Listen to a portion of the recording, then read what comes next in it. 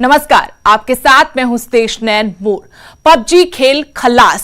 चीन सीमा पर ही नहीं, साइबर सिस्टम से भी घुसपैठ की नापाक कोशिश को अंजाम देने की फिराक में था, लेकिन भारत ने उस पर पलटवार कर ऐसी पटखनी दी है कि वो चारों खाने चित हो गया है। सीमा पर बार बार मुंह की खा रहा चीन ये सोच भी नहीं रहा था कि भारत उसे इस तरह से भी मात देगा। भारत ने इस बार एक तीर से कई निशाने साधे हैं, जिनसे मिले जख्म चीन के लिए नासूर बन जाएंगे। भारत में 118 चीनी ऐप्स बैन करके भारत ने चीन के मुंह पर करारा तमाचा जड़ दिया है, जो जरूरी था हमारी नस्लें बचाने के लिए, भारत को आत्मनिर्भर सुरक्षित बनाने के लिए।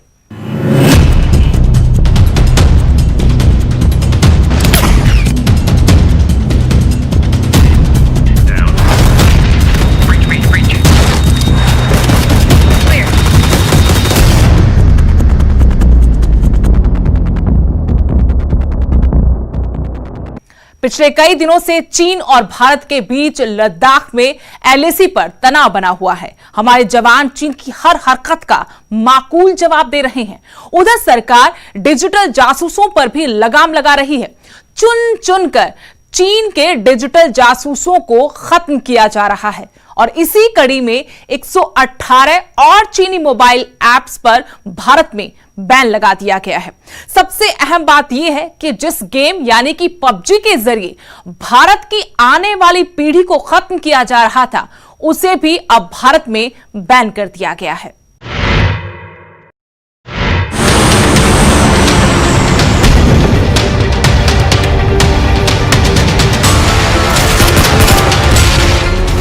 पबजी का खेल खल्लास।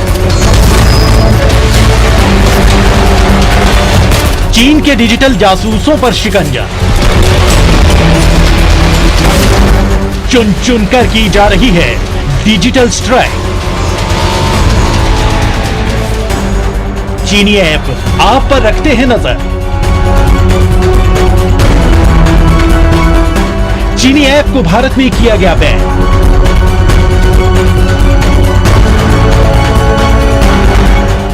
चीन की चाल पर भारत बारीकी से नजर रखे हुए है। हर जगह अब चीन की चाल का भारत की तरफ से माकूल जवाब दिया जा रहा है, फिर चाहे वो सीमा पर हो या फिर डिजिटल तरीके से।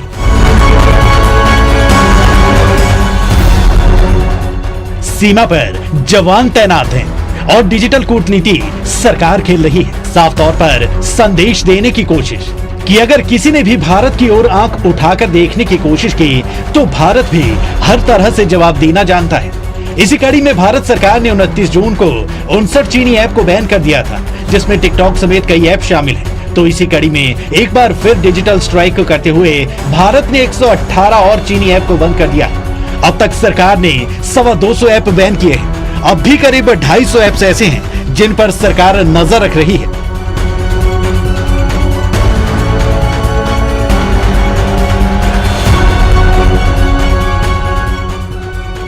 सबसे अहम बात यह है कि आने वाली पीढ़ियों को खत्म कर रही पबजी को भी सरकार ने बैन कर दिया है। सरकार का कहना है कि यह कार्रवाई देश की सुरक्षा को खतरा बन रहे ऐप्स पर की गई है।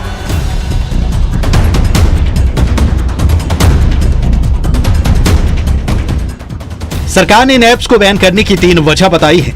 एक तो ये देश की एकता और अखंडता के लिए खतरा है। दूसरा, इनकी वजह से भारत की सुरक्षा खतरे में पड़ती है। तीसरी, ये कानून व्यवस्था को भी प्रभावित कर सकते हैं।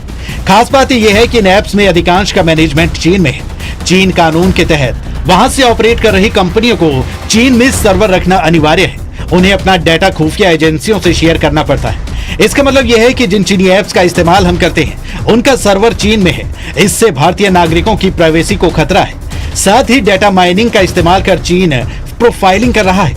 यह कानून व्यवस्था को लेकर गंभीर खतरा पैदा करता है।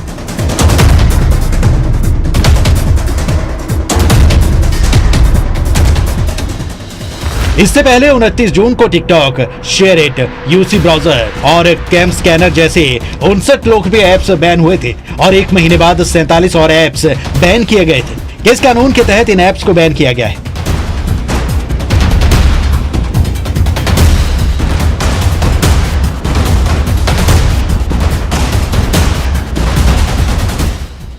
सरकारी बयान के मुताबिक ये कार्रवाई इलेक्ट्रॉनिक्स और आईटी मंत्रालय ने आईटी एक्ट के सेक्शन 69A और आईटी रूल्स 2009 के तहत की है। विभाग को इन ऐप्स से डेटा के दुरुपयोग की शिकायतें मिल रही हैं। गृह मंत्रालय से जुड़े Indian cyber crime coordination centre ने भी इन ऐप्स को ब्लॉक करने की सिफारिश की थी। बड़े स्तर पर इन ऐप्स के खिलाफ माहौल बना हुआ था, इस वजह से ये कार्रवाई की गई है। Bureau report, news 18।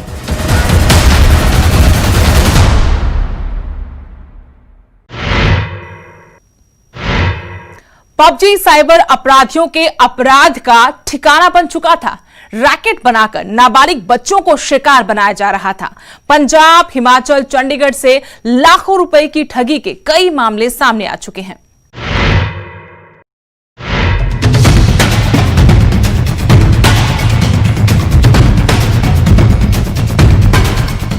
भारत सरकार ने सुरक्षा का हवाला देते हुए चीन को अब तक सबसे तगड़ा झटका दिया है।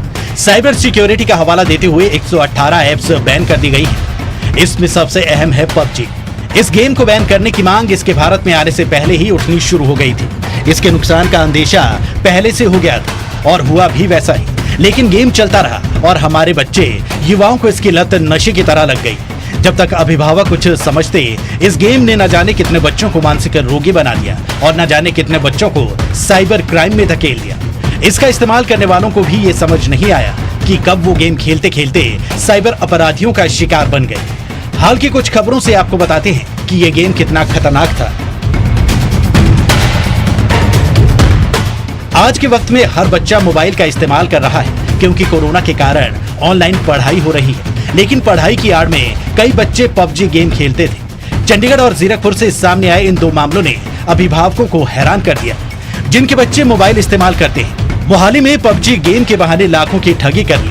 नाबालिग बच्चों को पबजी की लत में फंसाकर एक रैकेट लाखों रुपए ठग रहा था।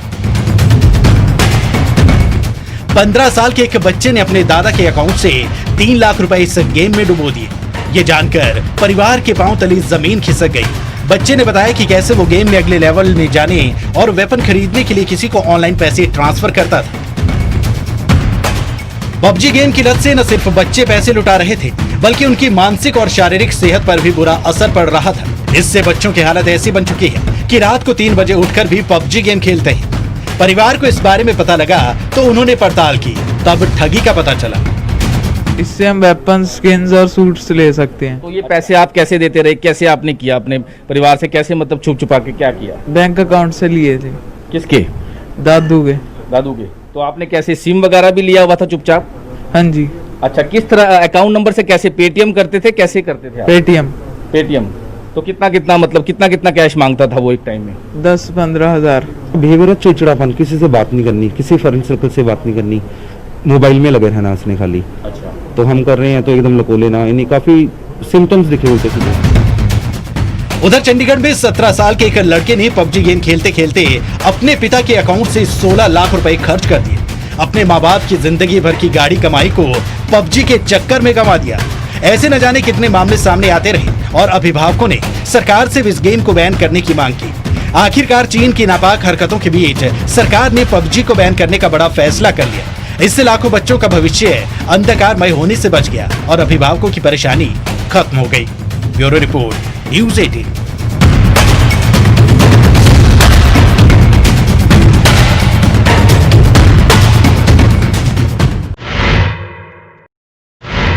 पबजी के बहाने चाइना हमारी आने वाली नस्लों को तबाह करने की बड़ी साजिश रच रहा था, पर अफसोस वो अपने मंसूबों में कामयाब नहीं हो पाया। लेकिन हम आपको बताते हैं कि पबजी ना सिर्फ हमारे बच्चों, युवाओं को मानसिक रोगी बना रहा था, बल्कि जानलेवा बन चुका था।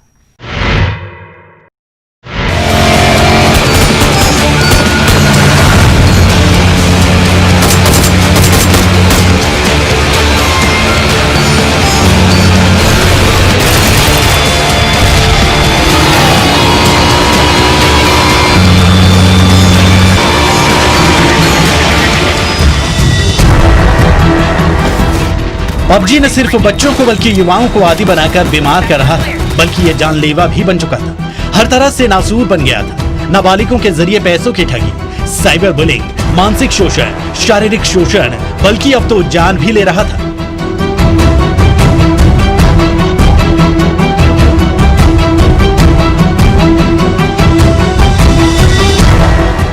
जींद की शिवपुरी कॉलोनी में कुछ इसी तरह पबजी की लत में पड़े एक 17 साल के लड़के ने अपनी जान दे दी। ये लड़का पबजी का इतना आदी हो चुका था कि दिन रात इस गेम में लगा रहता था। खाना पीना सोना सब भूलकर बस पबजी खेलता था। जब बच्चे की मां ने उसे ऐसा करने से मना किया तो उसने सुसाइड कर लिया। पबजी ने एक मां से उसका बेटा छीन लिया। कभी पढ़ाई में होनहार तरसेम को पबजी की ऐसी धुन सवार हुई कि उसने मौत को ही गले लगा लिया। जानलेवा पबजी धीरे धीरे नाबालिग बच्चों को अपने जाल में फंसाता था, ललचाता था, उन्हें आदी बनाता था और फिर बच्चे किसी की नहीं सुनते, अपने माँ बाप की भी नहीं। बच्चे तो बच्चे, युवा भी इसके शिकार हो रहे थे। अंबाला में 26 साल के एक युवक की पबजी खेलते खेलते मौत हो गई। मौत से करीब 2 साल पहले उसकी शादी हुई थी और उसका 4 महीने का बेटा था, लेकिन पबजी की लत उसके लिए खतरनाक साबित हुई। पंजाब के फरीदकोट में कोरोना महामारी के बीच बच्चों के लिए ऑनलाइन गेम पबजी बेहद खतरनाक साबित हो रहा था। कोटकपूरा में पबजी गेम ने 2 लड़कों की जान ले ली। दोनों को पबजी गेम खेलते समय ब्रेन हेमरेज हो गया और फिर उनकी मौत हो गई। मनोचिकित्सक का कहना है कि पबजी गेम खेलने के दौरान स्ट्रेस लेवल बढ़ने से हार्ट पर असर पड़ता है। कई बार ये जानलेवा साबित होता है। पबजी बच्चों के लिए काल बन गया था। इसको बैन करना बेहद जरूरी हो गया था। जब से कोरोना महामारी के कारण स्कूल कॉलेज बंद हुए हैं, तब से बच्चे इसे ज्यादा खेल रहे थे। माँ बाप भी ये सोचकर बेफिक्र थे कि बच्चे ऑनलाइन पढ़ाई कर रहे हैं, लेकिन पढ़ाई की आड़ में पबजी का शिकार हो रहे थे। कम से कम अब ऐसे अभिभावकों ने राहत की सांस ली होगी जिनके बच्चों को इस गेम की लत लग चुकी थी। Bureau report, news 18।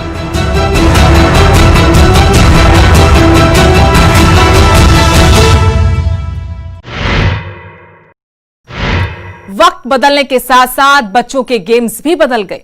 Outdoor game कम हो गए, मोबाइल गेम्स की तरफ बच्चों का रुझान ज्यादा हो गया और ऐसा हुआ कि बच्चे हों या नौजवान, मोबाइल के अलावा कुछ और सूझता ही नहीं है। इसमें बात अगर पबजी की करें तो इसकी एडिक्शन ही आपको धीरे धीरे खत्म कर रही थी। और हैरानी देखिए, आपको इसकी जानकारी भी थी, लेकिन लत ऐसी थी कि छूटती ही नहीं थी।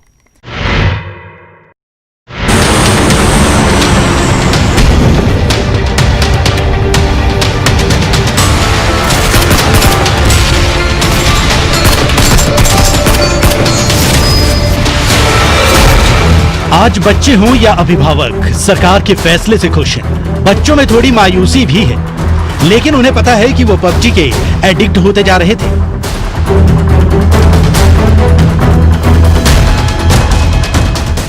पहले छुट्टियां आती थी तो दोस्तों का इंतजार रहता था, आउटडोर गेम्स का इंतजार रहता था। अक्कड़ बक्कड़, बम्बे बोल, छुपन छुपाई, कबड्डी, चोर सिपाही, गिल्ली डंडा, पोसंपा खेल, पिट्ठू खेल कहीं गुम से हो गए।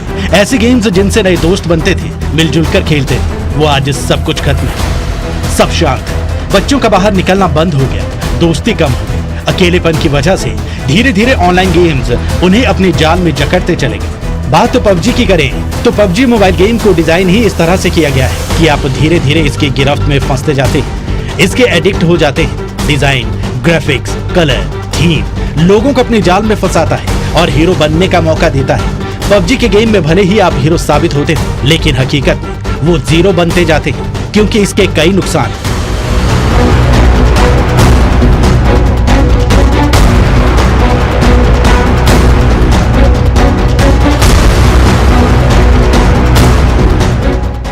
लगातार मोबाइल की स्क्रीन पर घंटों घंटों गेम में नजर गड़ाए रखने से आंखों पर बुरा असर होता है। सिरदर्द की समस्या होना आम था, आंखों की रोशनी कम होना, घंटों घंटों गेम खेलने की लत से समय की बर्बादी, पढ़ाई या अन्य कार्यों में ध्यान नहीं लगना, रात रात भर नींद नहीं आना। अगर गेम में हार गए तो डिप्रेशन और तनाव का होना, गेम को ही दुनिया की हकीकत मान लेना, पाचन तंत्र में गड़बड़ी और मोटापा आम होना, बैटल ग्राउंड से जुड़े गेम्स में मारधाड़ और खून खराबा होने से हिंसक प्रवृत्ति होना, गेम में पैसों की बर्बादी।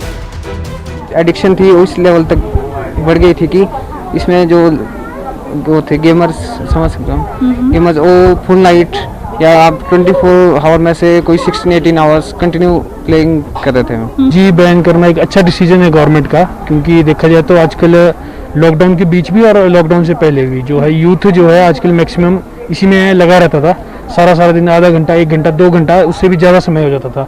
जिससे कहीं ना कहीं जो यूथ की जो एनर्जी है, सबसे एनर्जेटिक एज जो है वो यंग यूथ की होती है, बट वो एनर्जी जो है वेस्ट हो रही थी, वो उसी उसमें जा रही थी। और घर में भी बहुत सारे जैसे अलग कई तरह के काम होते हैं, उस पर ध्यान ना देते हुए भी उसी में ही फ़ोन में लगे रहते थे। तो बहुत अच्छा, एक बच्चे जो दिन रात इसमें खेलते थे, घर वाले जो है परेशान हो जाते थे, घर वाले जो उनको गाली, खाना खाते समय भी नहीं तो खाना बोलते खाना हमें आराम से खाना चाहिए, मतलब पूरे ध्यान से, तो बच्चों का ध्यान पबजी में ही होता था। पढ़ाई ऊपर से हमारी जो इस पबजी बैन होने का एक जो सबसे अच्छा जो फ़ायदा पढ़ाई को मिलेगा कि काफ़ी लोगों की मतलब कि उनका जो होता ना फ्यूचर बर्बाद होते हुए मैंने देखा है। बंदे लोग 10-10 घंटे 12-12 घंटे ना पबजी खेलने में बिता देते हैं। इसकी एडिक्शन बहुत ज़्यादा है, मतलब जैसे आज की यूथ है उसमें आप देखेंगे रात को 2-2 3-3 बजे तक, हालांकि मैं 2 साल पहले खेलता था ये गेम, तो मैं भी मतलब पूरी रात गेम खेलते थे, रात को लगते थे तो डिनर के बाद सुबह ब्रेकफास्ट तक गेम खेलते थे।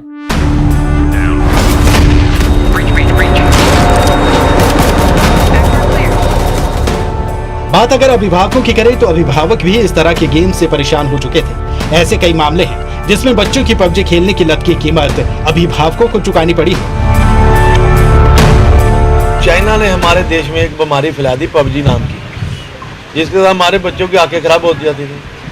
और जो नेक्स्ट जनरेशन हमारी, जिनका ध्यान ही पबजी की तरफ है, किसी काम में लगता ही नहीं बच्चों को, बहुत बढ़िया काम किया सरकार ने ये पबजी बंद करके। बहुत अच्छी बात है जो भारत ने ये कदम उठाया, जो ऐप इन्होंने बंद करवाई है। पहले भी इन्होंने काफ़ी ऐप्स बंद करी थी। पबजी बैन हो गई, बहुत अच्छी बात है। बच्चे पढ़ाई नहीं करते थे, बच्चों की आइज के इफेक्ट पड़ रहा था और बच्चे बाकी चीज़ मत सोच के रात भर गेम खेलते थे। तो मुझे लगता है कि ये बंद करके उन्होंने बहुत ही अच्छा काम किया है सरकार ने। पबजी प्ले करते थे बच्चे तो पहले आंखों पे भी इफेक्ट पड़ता था, घर वाले भी डिस्टर्ब होते थे, सारा दिन पबजी पे लगे रहना तो अच्छी बात नहीं थी। ये बहुत माइंड पे भी इफेक्ट पड़ता है, तो अब बहुत अच्छा हो गया कि बैन कर दिया सरकार ने। सरकार ने जो पबजी उत्ते बैन लगाया वो बहुत वधिया काम किया है, क्योंकि बच्चे आजकल दे पबजी दे पिछे इन्ने दीवाने हो चुके ने कि उन्हें हम पढ़ाई का भी नहीं पता लगता सीगा, और सारा दिन मोबाइल लेके पबजी खेलते हैं।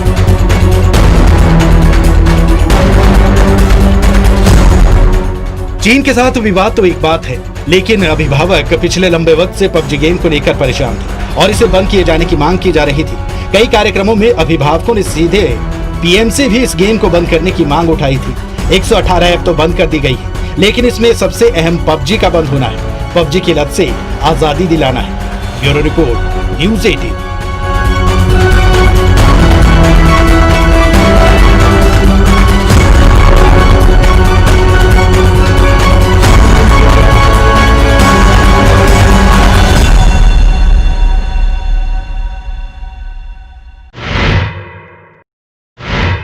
भारत की डिजिटल स्ट्राइक से चीन चारों खाने चित हो गया है।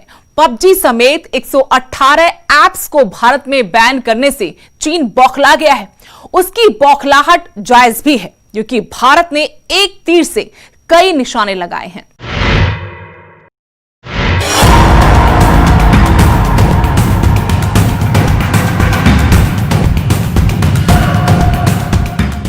भारत सरकार ने चीन पर एक और बड़ी डिजिटल स्ट्राइक की है। इस बार सूचना प्रौद्योगिकी मंत्रालय ने 118 चीनी ऐप्स को ब्लॉक करके भारत में तेजी से विकसित होते मोबाइल बाजार में चीनी कंपनियों के बढ़ते प्रभुत्व को एक और बड़ा झटका दिया है। इस डिजिटल अटैक से चीन बौखला गया है।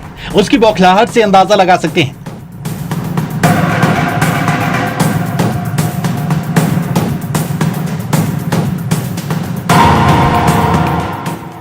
भारत के इस फैसले से चीन को कितना नुकसान हुआ है।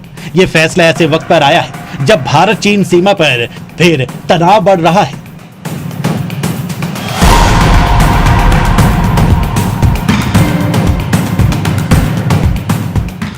इस फैसले से भारत के ऐप बाजार में चीनी कंपनियों को काफी आर्थिक नुकसान होगा, क्योंकि 118 ऐप में से ज्यादातर का मालिकाना हक चीन का है या उनकी कंपनियों की 50% से ज्यादा हिस्सेदारी है। प्रतिबंध का चीन की बड़ी digital company Xiaomi, Tencent, Alibaba और चीन का गूगल माना जाने वाला बायडू पर काफी असर पड़ेगा। चीन की कंपनी टेंसेंट का पबजी गेमिंग ऐप में भारी निवेश है। जुलाई 2020 तक पबजी की ग्लोबल रेवेन्यू करीब 22,000 करोड़ तक पहुंच गई। भारत पबजी के लिए दुनिया का सबसे बड़ा बाजार है। उसके कुल डाउनलोड का 24% भारत में किया गया था।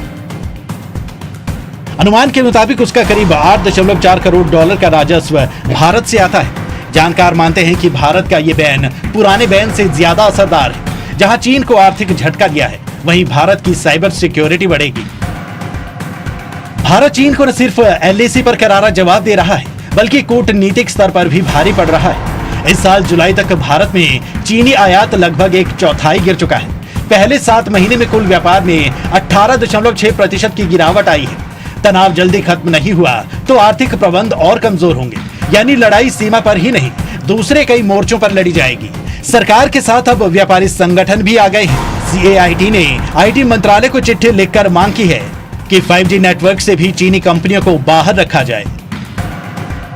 CAIT के राष्ट्रीय महासचिव प्रवीण खंडेलवाल ने कहा, चीन अपनी टेक्नोलॉजी के द्वारा जासूसी करता है। 5G नेटवर्क एक विशाल नेटवर्क होगा, अनेक सूचनाएं उस पर होंगी जो सामरिक दृष्टि से महत्वपूर्ण होंगी। इसलिए हमने कहा है सरकार से चीनी कंपनियों को तत्काल प्रभाव से बैन किया जाए। अगर ऐसा होता है तो डिजिटल दुनिया में चीन की चौधराहट को भारत खत्म करने में बड़ी भूमिका निभाने का काम कर सकता है। अब देखना यह है कि आगे भारत कैसे चीन को चारों खाने चित करेगा। फिलहाल तो PUBG समेत 118 ऐप बैन करके चीन को अच्छा मजा चखाया है। Bureau report, News 18।